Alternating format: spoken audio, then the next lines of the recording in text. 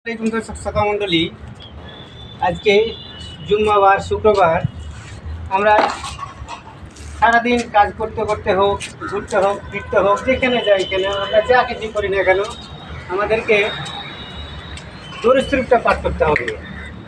আজকে দরুদ শরীফটা পাঠ করতে পারলে আমাদের মহান রব্বুল আলামিন খুব খুশি হন।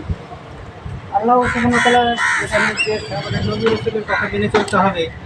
তাই আজকে যদি আমরা দরুদ শরীফটা করতে পারি কিংবা 5 ওয়াক্ত নামাজ তো করতেই হবে, তার কোনো মাপ নেই। এবং বাপ মায়ের শ্রদ্ধা করা এগুলো কোনো মাপই নেই। আমাদের একবেলা যদি আমরা না খেয়ে থাকি তাতে মাপ আছে, আমরা থেকে যেতে পারবো, আমরা মরবো না। কিন্তু মরণের পরে যে এগুলো আমাদের অতিরিক্ত কষ্ট শাস্তি আছে, এগুলো আমাদের ভোগ করতে হবে। যদি আমরা এইসব পালনগুলো করতে পারি তাহলে এইসব ভোগ থেকে আমরা বেঁচে যাবো। আসসালামু আলাইকুম।